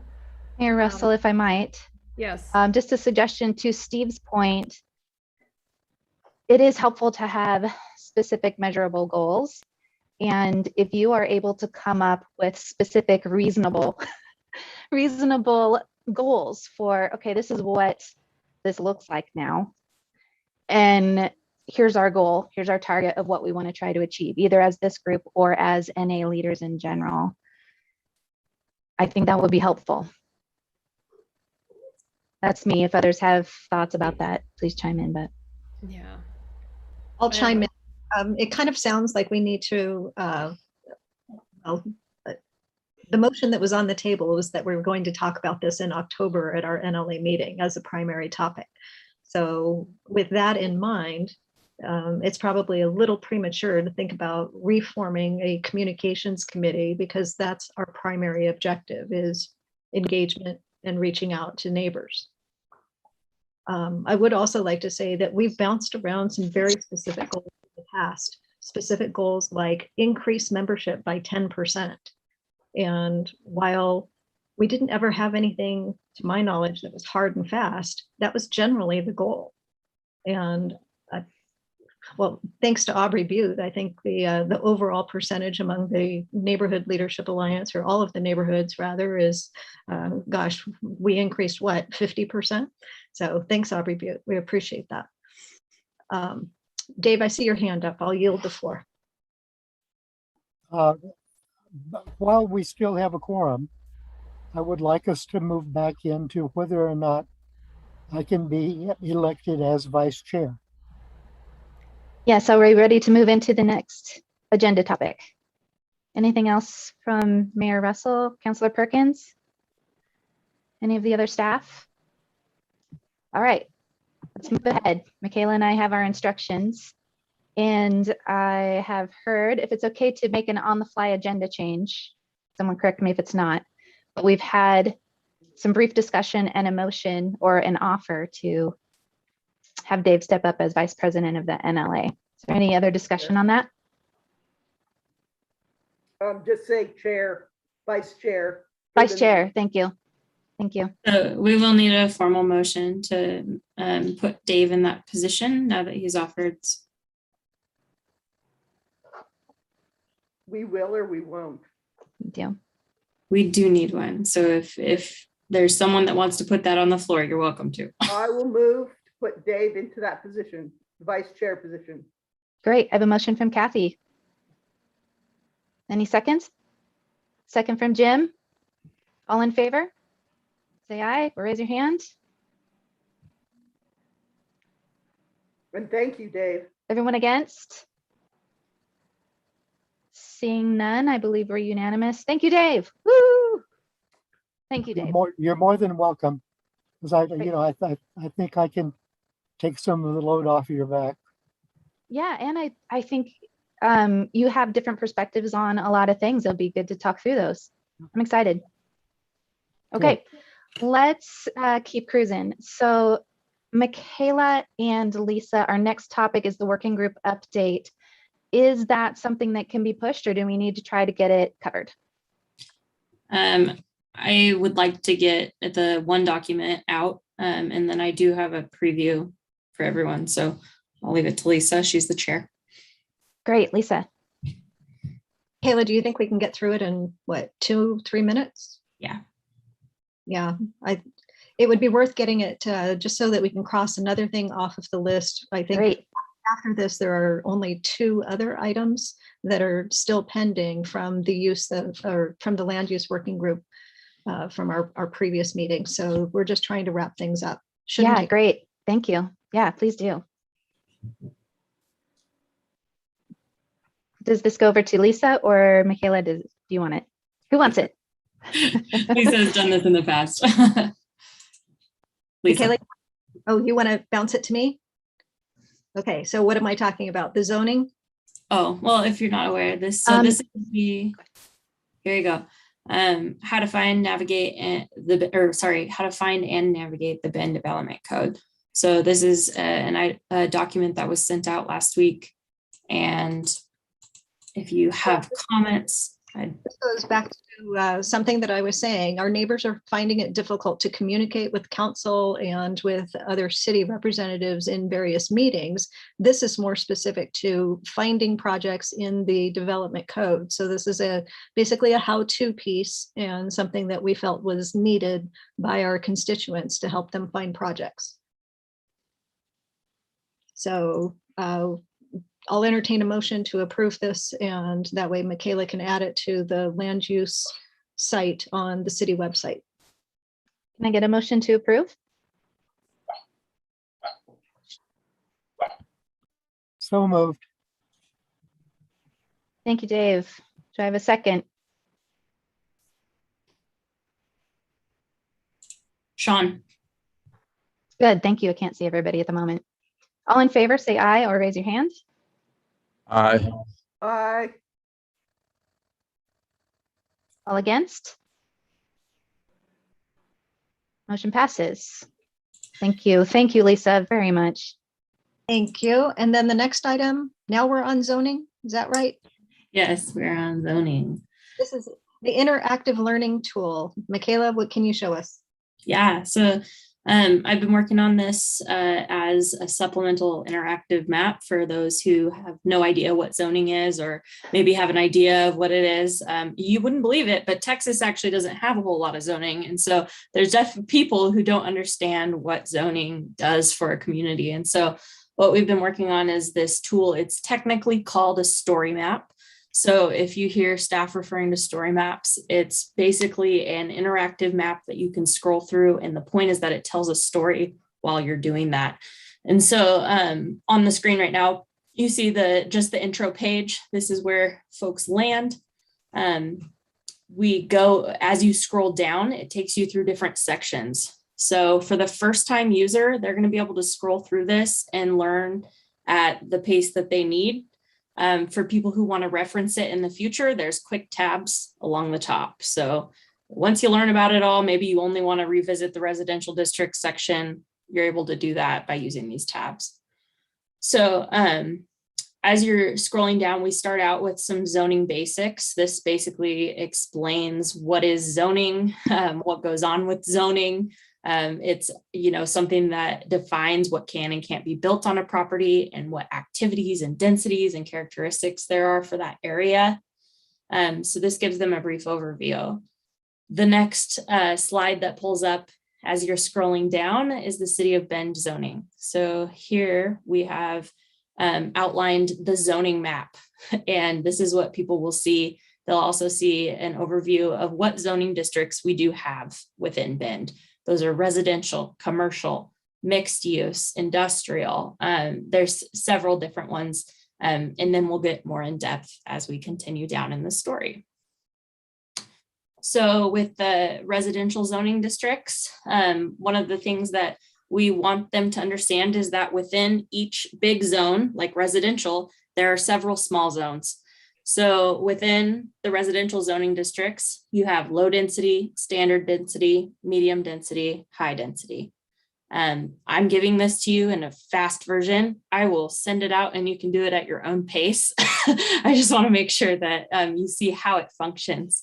So with residential densities, this is one of the things that we hear from people a lot, is that they don't quite understand a density scale and how that works. And so there's actually an interactive tool built into here. And this snapshot that you're looking at is actually Southeast Bend.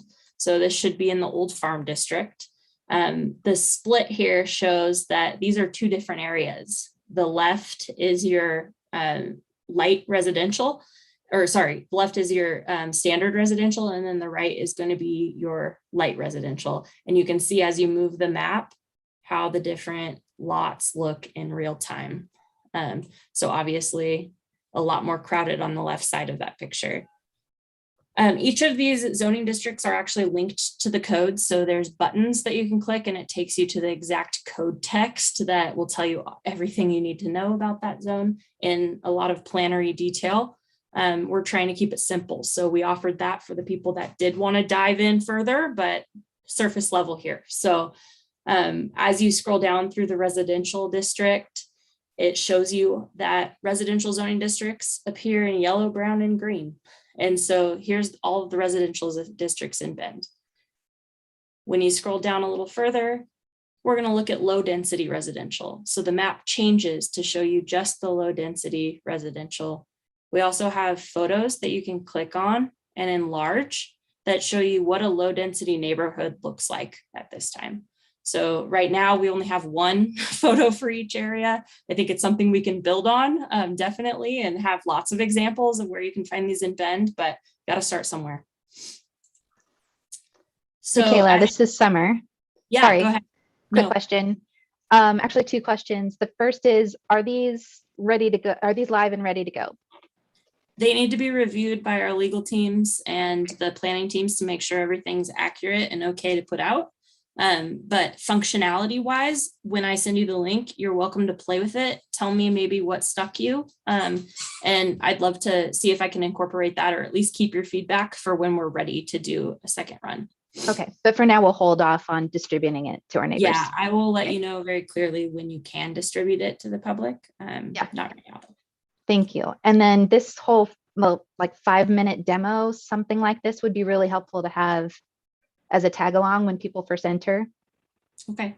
If possible. Yeah. Just a suggestion. No, okay. I think that's easy to do. I'm just going to keep showing you the same thing. So as you scroll down, it's giving you different zones. It's changing the map as you hit each of the different zones. And then here we are, we're in commercial. Cool. And so then it'll do the same for commercial. Commercial's in red. And these are the things, this is the commercial map. So after you get through a lot of this, there is a special plan to districts tab. For those of you who aren't totally versed in special plan districts, these are somewhat similar to like overlays that we put on top of zoning. And so it's for master plans, area plans. Southeast Area Plan is a really good example of something that has an overlay zone or a master plan. So with these, instead of giving you the districts, we actually gave examples of those. So you'll see that there's the Bend Central District is a special plan district. And you'll have photos of what is technically could be in the future, the medical district overlay zone. So on and so forth. And at the very, very end, you get a chance to play with a map yourself, which is actually the embedded zoning lookup tool. So it's kind of teaching you how to play with the actual community development data explorer with all of that. So I'll scroll down, and Lisa, I see you're unmuted. So Thanks, Michaela. That's all pretty exciting and incredibly useful. And this is more of a city tool. Do you need our blessing? Do we need a motion here? No, I really just wanted to show it to you and see if it met some of those outstanding needs. We don't need to do anything special, but know that it's coming your way soon. Terrific. Thanks very much for the help. And I'm sure a lot of us are going to find that useful. So kudos to the GIS team. And Kathy. Cool. Yeah, this might not be timely, but how much is that with the new state laws like HB 2001 and then this other one that's presumably coming? How much is that going to like erase the differences between all the residential zones? Is it going to make all of us high density? We haven't seen any reports on like the studies of what it will look like in Bend. And I know that's something that council is talking about right now. So we might be able to see how it's going to change things. For right now, we're going with what we can and linking to the code as much as we can so that when those items do change, it's not going to impact the materials we put out. Okay, thank you. Kathy, I'll just note, I mean, I haven't even seen it. I have no idea what's in it. So we're just at the, right, we'll all be seeing it about the same time. Okay, well, I just know that people are kind of asking those kind of questions as we get fourplexes put onto things that they expected to have single family homes put onto, as we have more commercial uses like short-term rentals occur in the middle of our neighborhoods. We have a lot of confusion and a certain amount of anger over some of those things. So, Michaela, do you need anything else from me, or is that a wrap? I do not. Thank you. Great. Thank you. It really does look cool. I'm excited to check it out. Okay, we are going to wrap this up with NLA rep reports. And let's go through the roll call to do that. Karen is gone. Jim, Christo, what you got going on? Let's try to keep it to 2 minutes each, if that's okay, just to burn through. Okay, I've already spoken. We're down 2 board members, and so there's only 3 of us left. We still have not scheduled a annual meeting, although we're still discussing it, and we're going to be having the mayor visit us in our October meeting. So that's all I have. Thank you. Great, thank you. Chris Freeze. Are you still here, Chris? I think he's not here anymore. Okay. Cassie's not here. Dave Johnson.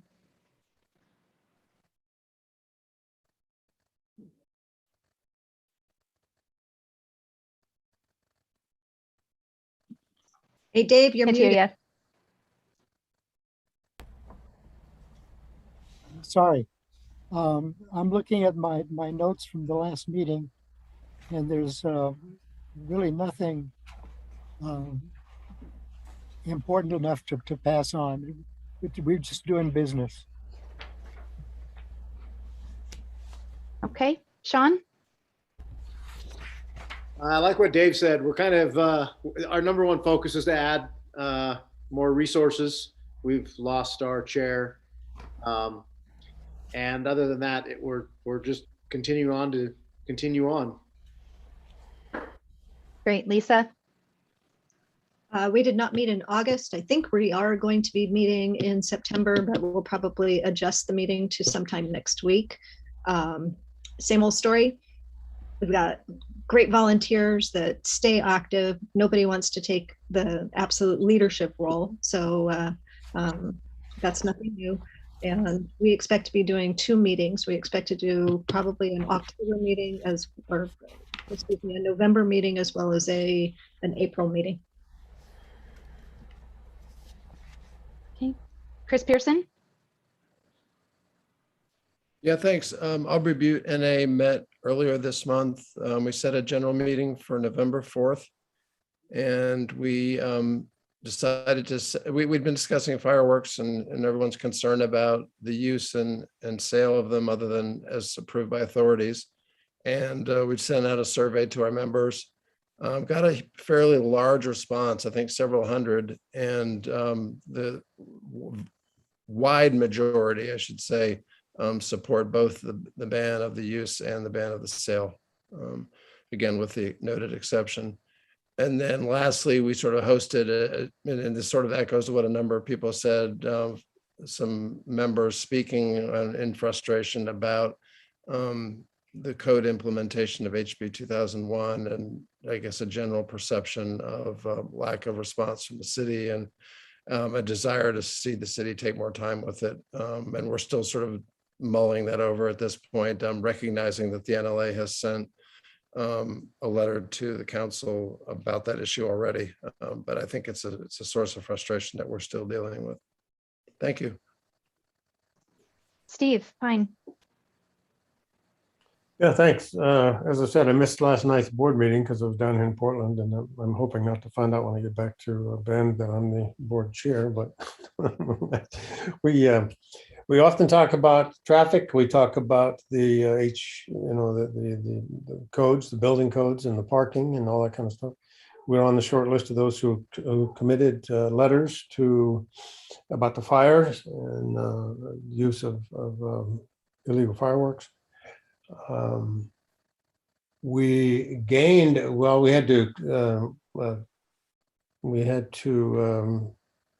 cancel our annual meeting. It was a meeting in the parks with music and ice cream and all kinds of fun and games.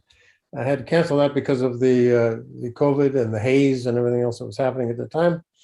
I presume we're going to be having another annual meeting or an annual meeting here in the next couple of months. We gained during our Zoom annual meeting portion of our annual meeting, we gained 2 board members. We lost 1. So our board members work very hard and diligently and are very committed to what we're doing. So I appreciate that. And yeah, there's not much else. Thank you. Kathy.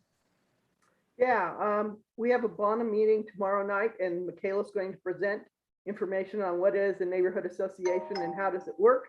And if she has more than enough time, we might have somebody tell us also about the NART, which is the Neighborhood Association Roundtable, which is not part of us, but is out there having discussions. We have 4 new board members, but not without much experience. So that I thought we'd do the training orientation to try to get them knowledgeable before we put them in specific jobs. We'll probably have elections soon. We have an October meeting set up where Shelley Witt from Redmond and Reach Out Central Oregon will talk to us over Zoom. She focuses on homeless, houselessness.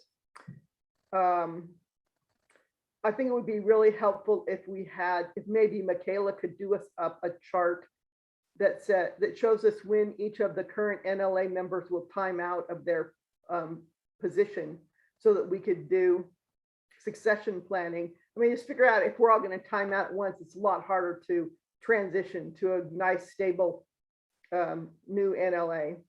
We're kind of frustrated with some of our communications with the city, as in we spent a lot of time on the NSSP program and worked on asking for bike lanes and pedestrian walkways on Boyd Acres. And what we got was bike lanes and no parking signs on British Street, evidently. And the folks on British Street are angry, and nobody from the city ever notified the neighborhood association that they were going to do that before it went in. So we were unable to smooth out communications there. And we got huge amounts of new development, 2 big apartment complexes, I guess, are going to go in there. And we've got a bunch of other land use that's going to affect that kind of area. So it's really hard for us to study the cumulative effects when all these land use things come through one by one, and we think we got something settled and then everything changes. So if at any time anybody else wants to join in, from any of the other neighborhood associations wants to join in on one of our meetings, you can certainly do that. And you can just send me an email or send it to boydacres@gmail.com, and I can get you the Zoom links. That's all. Thank you. And for Orchard District, quickly, we had a meeting last night actually, and we spent about 90% of our time talking about critical needs for keeping the organization going through a nonprofit. So what are the minimums that we have to do in order to survive as an organization, and then recruitment. And then we spent some time talking about, as a board, how we feel about the managed camp scenario that's going on, and what we've heard from our neighbors about that scenario, so that if and when folks ask us as board members where, as a neighborhood, Orchard District sits on the issue, we know how to respond about how our neighbors feel about it. Yeah, that was only 95%. The rest was visiting because we miss each other. And that is almost a wrap for our meeting. I'm sorry, we're going to go just a couple minutes over. Michaela, you had a few words you wanted to share? Yeah, first I just wanted to say thanks everyone for participating in the conversation today. I really appreciate it. And I know, if we're going to be successful, that we need to have sometimes some hard conversations. And I just appreciate you showing up and sharing your input, and hope that you continue to do that. What I really wanted to say was that we are coming up on fall general membership meeting season. And so I am helping folks schedule the presenters for those meetings. I just want to remind everyone that I'm your liaison, so I'm going to be your go-between city staff and setting up those meeting details. So please remember to come to me so that I can figure out who should be presenting and what topics you're interested in, and what we even have on the docket. That's something that I love to help out with. It also helps if I know when your meetings are going to happen, because then I can get them on my calendar, make sure your council liaison is invited, and so on and so forth. So just a little reminder, and if to connect it back to the NLA, 2 years ago, the NLA did sit down and ask council for more funding for these general membership meetings and for communications and outreach and engagement. And so we are really hoping that we're doing 2 meetings a year. I think that was the promise that we had given to council when we asked for that additional funding. So if you need help, I'm here. You know where to reach me. So. Michaela, quick clarification. On the 2 meetings a year, is that a requirement in order to receive grant monies from the city, or was that more of just a informal commitment? Yeah, thanks. So in the code, it is 1 meeting every 18 months. When we asked for the additional funding, we shared that one of the reasons was because we wanted to host 2 meetings. Okay. So just because the code update is what it is. To clarify, we wanted to hold 2 meetings, but we also wanted the funds for the mailings in order to invite people to the meetings. It's the mailings that is the highest cost for us. Yeah. And as Kathy said, if anyone wants to join tomorrow night, especially if you have those new board members and you want to send them over and have them learn the differences between HOAs and NAs, I'm happy to talk to them about it. Great. Thank you so much, everyone. That is a wrap for us. Take very good care. We will be in touch soon, and get ready for the next meeting and carrying on. Thanks for your commitment. All right. Take care. Take care.